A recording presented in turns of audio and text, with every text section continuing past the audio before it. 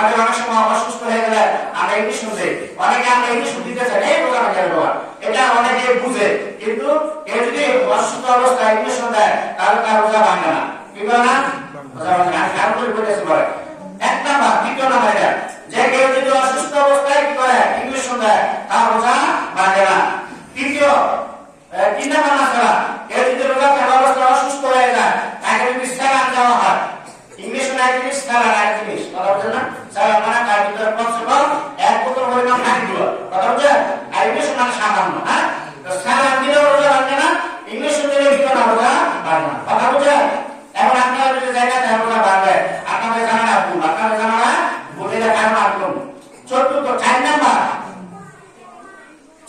আমরা অনেকে মনে করি যে শরীর থেকে রক্ত বাইরে খায় রোজা শেষ, শরীর থেকে রক্ত বাইরে রোজা ভাঙে না, এখন বুঝেন যারা যতটুকু রোজা ভাঙবে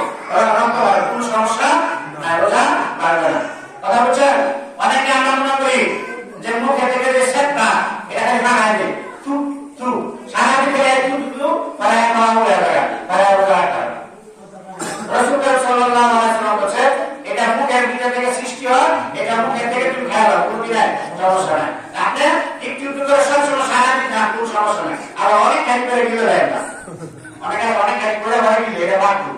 এটা আপনি একটু একটু খাইলে আপনার মুখের যে এটা পানি পিপাসা হবে না, আপনার সমস্যা হবে না, আর এটা চুটু চুটু দিয়ে সারা দিন পাবেন তা আপনার পিপাসা হবে, এজন্য মুখের চুটু লালা খাইয়ে এটা প্রতি নাই সমস্যা না, ওটা পারবে না, কথা বলছেন। এখন আসে কেন ভাঙবে না, কারণ একটা অনেকে আমরা পুকুরে গোসল করি, গোসল করার পর কান দিয়ে ভাঙে যায়, তাই না, এটা জানা দরকার। কিছু কিছু মাছ আছে আপনার মৎস্য মানে যারা জাল থাকে না জায়গা জায়গার সাথে সম্পর্ক, কিছু কিছু মাছ আছে বিজ্ঞানীর সাথে সম্পর্ক, কিছু কিছু মাছ আছে ডাক্তারের সাথে সম্পর্ক, কথা বুঝেন। ডাক্তার বিজ্ঞানী তারা বলছিল কান দিয়ে পানি দিয়ে রোজা ভাঙে লাগে, তারা একসময় বলছিল, তারপর বিজ্ঞানী সায়েন্স কি এখন সায়েন্স এই সব একটা মাত্রা একটা, কথা বুঝলেন। আমার তো মনে হচ্ছে আচ্ছা নিয়মটা করবে রোজা রোজা এক নম্বর কারণ হলো পাকস্থলীতে কোনো কিছু পৌঁছানো, পাকস্থলী বুঝলেন না, হ্যাঁ পাকস্থলী কি ভাই, হ্যাঁ আর অবশ্যই মুখ দিয়া কি দিয়া মুখ দিয়া সারাদিন শুনলে আমি এখন গাড়ি চলে গেল, হ্যাঁ রোজা ভাঙার কারণ হলো মুখ দিয়া অথবা যে কোনো জায়গা দিয়া পাকস্থলীর ভিতরে যদি আপনার খানা বসে রোজা শেষ, এটা হলো মূল কারণ, এটা কি মূল কারণ। এখন আপনি ইঞ্জেকশন দিলেন রোজাটা ধরে দেবো পাকস্থলীর ভিতরে, কারণ এই জন্য রোজা ভাঙবে না, কথা বুঝছেন।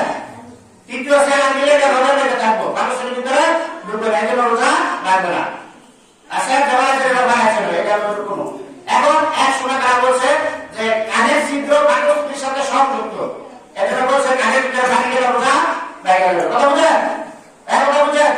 পরবর্তীতে তারা বিশ্বাস করে গেছে না কানের ছিদ্র পাকস্থলীর সাথে কিনা সংযুক্ত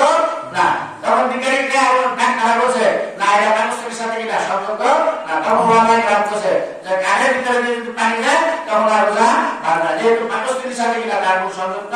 নাই, আমার কথা বুঝলেন নাই। এজন্য কানের ভিতরে পানি গেলে কোনো কিনা সমস্যা সারা দিকে রুবে না,